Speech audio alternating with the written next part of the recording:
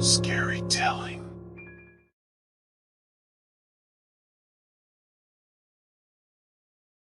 I remember the day he was taken away from me.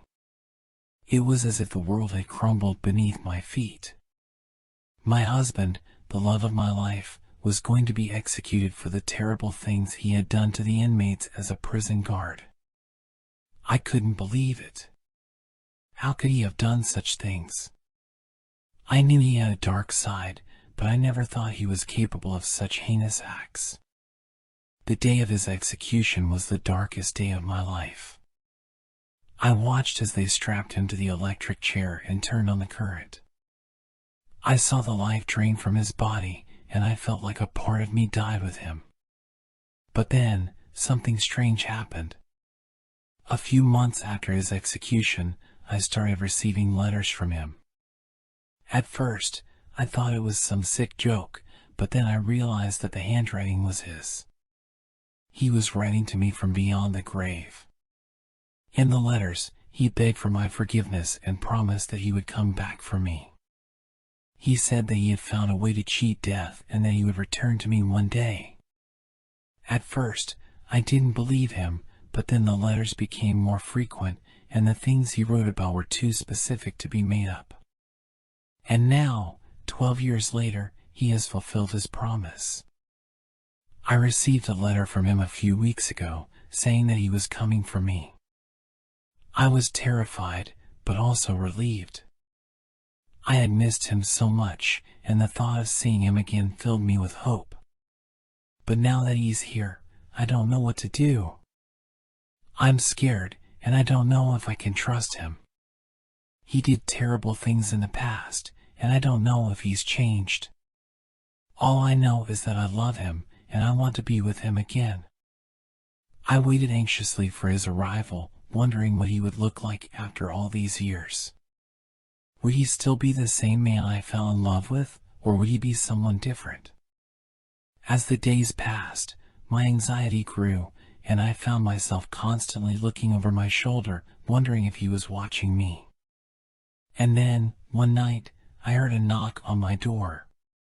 My heart skipped a beat as I walked towards the door, knowing that he was on the other side.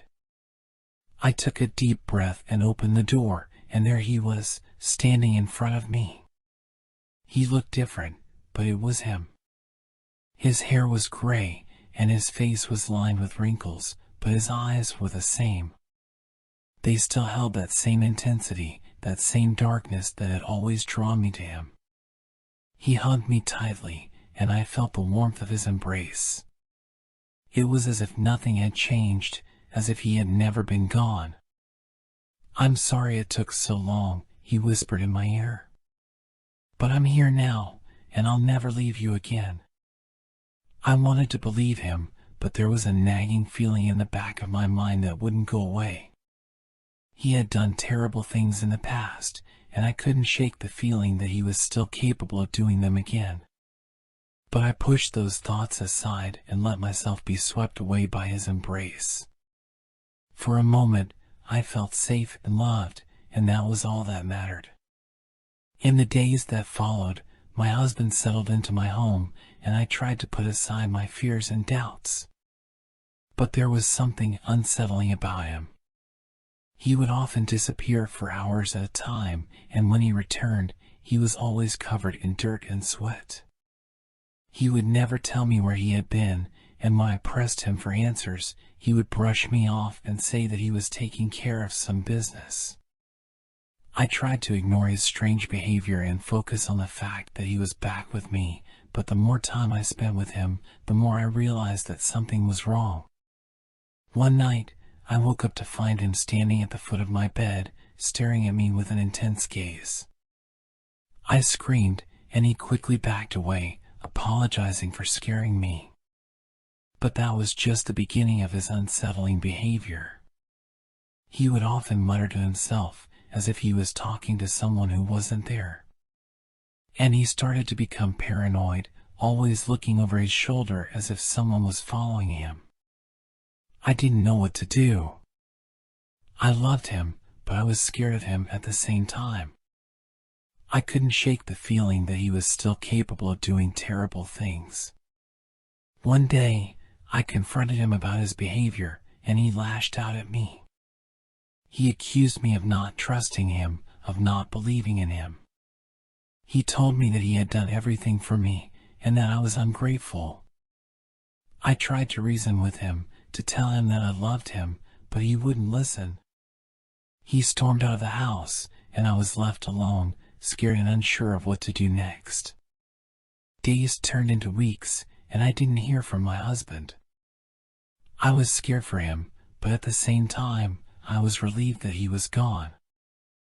I didn't know what had happened to him, but a part of me knew that he had never changed, and that he was still capable of doing terrible things.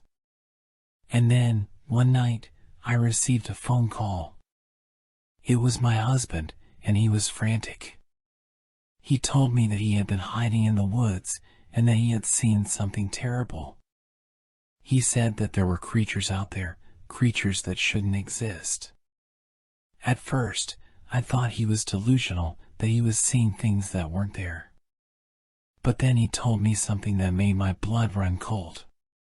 He said that he had found a way to cheat death, but that there was a price to pay.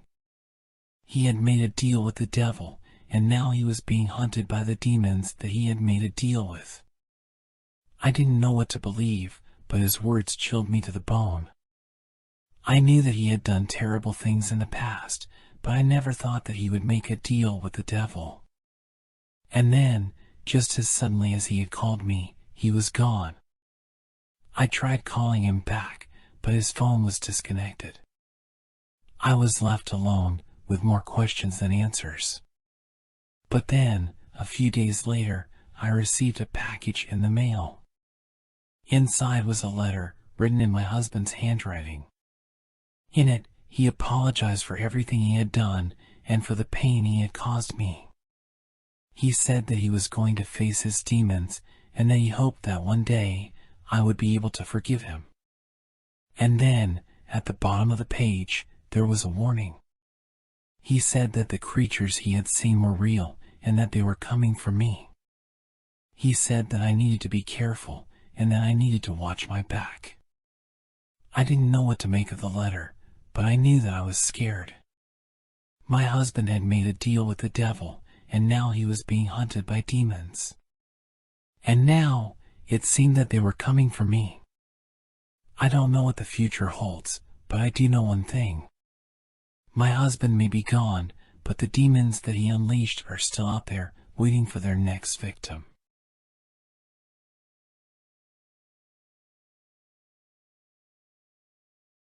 "Fuck me," the man exclaimed as the alien ships landed on Earth. He watched in horror as the ships descended from the sky, hovering above the city. People around him were screaming and running in every direction. The man had never believed in aliens until now. As he tried to make his way home, the man was grabbed from behind and dragged into an alleyway. He turned to face his attacker, but he was met with the cold, lifeless eyes of a gray alien. The creature held him down as two others joined in. The man struggled, but he was no match for their strength. He felt a sharp pain in his neck as they injected him with a sedative, and everything went black. When he woke up, he was stripped and strapped to a steel table on board one of the ships. The room was cold and sterile, with bright fluorescent lights that made his head ache. The man could barely move, but he tried to wiggle his way out of the restraints. It was then that he noticed a group of aliens standing around him, their faces expressionless. One of them stepped forward, its long, thin fingers brushing against the man's skin. He flinched at the touch, but the alien only seemed to be studying him. The man struggled to speak, his throat dry and scratchy. "What do you want from me?" he managed to croak out. The alien tilted its head, as if trying to understand him. It then turned to the others and spoke in a language the man didn't understand. They began to move around him, poking and prodding at his body. The man felt a deep sense of dread as he realized that he was completely helpless. He had no idea what they were going to do to him, but he knew it wouldn't be good. The aliens finally finished their examination and left the room. I was alone, lying on the cold steel table, trying to make sense of what just happened. My body felt numb, and my mind was in a state of shock. I couldn't believe what I had just experienced. As I looked around the room, I noticed a small vent near the ceiling. I knew it was my only chance to escape, so I used all the strength I had left to climb up to the vent. I removed the grate and crawled through the cramped space, hoping it would lead me to freedom. After crawling for what felt like hours, I finally saw a glimmer of light. I crawled towards it and found myself in a small room. There were no windows, and the door was locked from the outside. But there was a small monitor on the wall that displayed the live feed from a camera on the other side of the door. I watched in horror as the aliens conducted experiments on other humans, just like they did to me. I realized I wasn't the only one, and there were probably many more out there who had suffered the same fate. My mind raced with fear and anger. I knew I had to escape and warn others about what was happening. But how? The door was locked, and there was no way out. Then I remembered the words of my grandfather, who always told me that there's a way out of every situation, you just have to find it. I looked around the room and saw a small metal pipe lying in the corner. I picked it up and used it to break the camera on the wall. I knew it was a long shot, but I hoped the aliens would think the camera malfunctioned and come to fix it. And that's exactly what happened. I heard footsteps outside the door, and a few moments later, it opened. 2 aliens walked in, and I attacked them with the metal pipe. It was a fierce battle, but I managed to knock them both out. I took their weapons and ran out of the room. As I ran through the alien ship, I saw horrors beyond imagination. Humans and other creatures were locked up in cages, and the aliens were conducting experiments on them. I realized I had to do something to stop them. I ran towards the cockpit, fighting off any aliens that stood in my way. When I finally reached the cockpit, I saw the alien captain sitting in front of a console. Without hesitation, I pointed my weapon at him and demanded that he stop the experiments and leave Earth. To my surprise, the alien captain complied, and the ship lifted off and disappeared into the night sky. As I stood there, alone in the cockpit, I realized how lucky I was to have survived. But I also knew that there were others out there who might not be as lucky. I had to warn the world about the alien threat and stop them from ever returning to Earth. And that's exactly what I did. I contacted the authorities and shared my story with the world.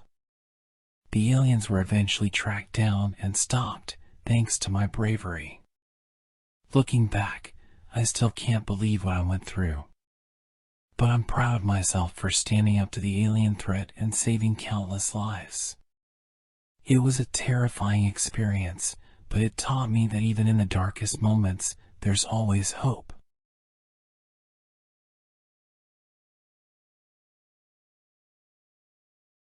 I never thought I'd find myself in the middle of a horror movie.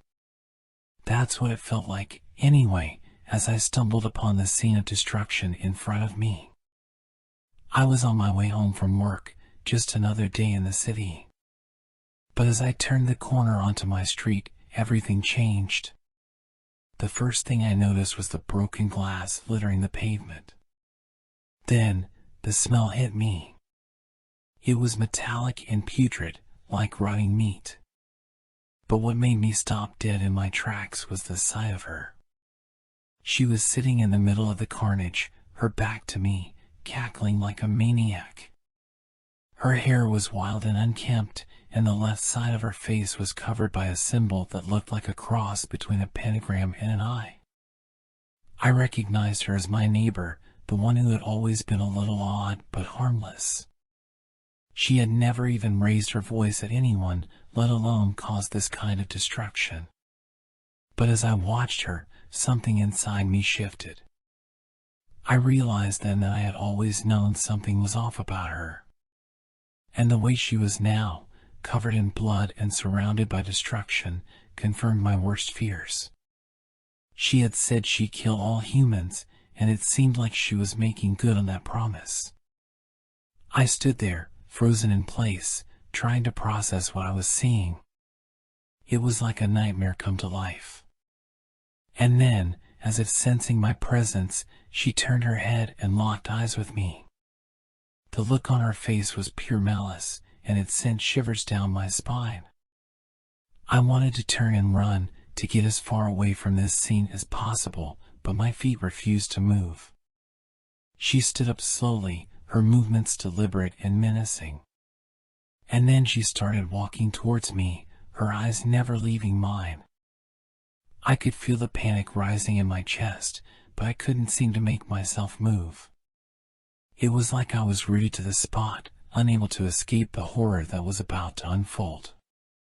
As she got closer, I could see the blood on her hands, the twisted smile on her face. And then, just as she was about to reach me, I woke up. It was all just a dream. Or at least, that's what I told myself as I got ready for work. But as I looked in the mirror, I caught sight of something that made my blood run cold. On the left side of my face, just below my eye, was a symbol. A cross between a pentagram and an eye. It was the same symbol I had seen on my neighbor, the one who had promised to kill all humans. I tried to rub it off, thinking it was just a strange coincidence, but it wouldn't budge. And as I headed out the door, I couldn't shake the feeling that something was very, very wrong. The symbol on my face was a constant reminder of the nightmare I had experienced the night before. I tried to convince myself that it was just a coincidence, that there was no way my neighbor could have caused that kind of destruction. But as the day wore on, I couldn't shake the feeling that something was off. Everywhere I went, people seemed to be giving me strange looks, as if they could sense the evil that had somehow attached itself to me. I tried to go about my day as usual, but it was impossible to ignore the constant feeling of dread that weighed on me. And then, just as I was leaving work, I saw her. My neighbor was standing across the street, staring right at me with that same twisted smile on her face. I froze, unsure of what to do. Was this all just in my head, or was she really capable of causing the kind of destruction I had seen in my dream? As I watched, she started to cross the street, her eyes never leaving mine. And that's when I knew I had to run. I turned and sprinted down the street, not stopping until I was safely locked inside my apartment. But even then, I couldn't shake the feeling that she was still out there, waiting for me. That night, as I lay in bed, I heard a strange scratching sound coming from outside my window. I tried to ignore it, telling myself it was just the wind or a stray cat, but the sound persisted. Finally, I got up and looked outside, and that's when I saw her. She was perched on the ledge outside my window, her eyes locked onto mine. I backed away slowly, unsure of what to do. Was this real, or was I still trapped in my nightmare? And then, without warning, she started to climb through the window. I screamed and stumbled backwards, tripping over my own feet and falling to the floor. And as she crawled towards me, that same twisted smile on her face, I knew I was in deep, deep trouble. I scrambled to my feet, trying to find something, anything, to defend myself with. But there was nothing in reach, no way to stop her advance. As she crawled closer, I could see the madness in her eyes, the way they seemed to glow with a malevolent energy. And then, just as she was about to reach me, something strange happened. The symbol on my face began to throb with a strange energy, and a sudden burst of power surged through me. I lashed out instinctively, sending her flying across the room. She hit the wall with a sickening thud and crumpled to the floor, unconscious. And that's when I knew that something had awakened inside me, something that had been dormant for far too long. But even as I tried to process what had just happened, I knew that I couldn't stay there for long. I had to get out, to find a way to stop her before she could hurt anyone else. I gathered what supplies I could and made my way out of the apartment, trying to keep a low profile. But everywhere I went, I could feel the symbol on my face drawing attention to me, marking me as something otherworldly and dangerous. It was like I was a magnet for all the strange and terrifying things in the city, and I couldn't escape the feeling that I was being watched, hunted even. And then, just as I thought I was safe, I felt a sudden presence behind me. I turned, and there she was, that same twisted smile on her face, the symbol on her head pulsing with dark energy. I tried to run, but she was too fast, too powerful. And as she closed in on me, I knew that this time there was no way out. I braced myself for the worst, but then something strange happened. The symbol on my face began to glow with a bright, pure light, pushing back against the darkness that surrounded us. And as she reached out to grab me, I felt a sudden surge of power inside me. I lashed out, hitting her with everything I had, and she crumpled to the ground. But even as I stood there, gasping for breath, I knew that this was only the beginning. There were others out there, others like her, waiting to prey on the unsuspecting and the unwary. And I knew that I couldn't just stand by and let them continue their reign of terror. I had to become something more, something stronger, if I was going to stop them. So I embraced the power that was inside me, the power of the symbol on my face. And I set out into the city, determined to protect those who couldn't protect themselves. It was a long and difficult road, full of danger and darkness. But I knew that I couldn't back down, not when so much was at stake. And so I fought, day and night, against the forces of evil that threatened to tear apart the very fabric of our reality. And though the battle was long and hard, I never gave up. For I had discovered that within me there was a light that could never be extinguished. And that light was enough to push back against even the darkest of evils.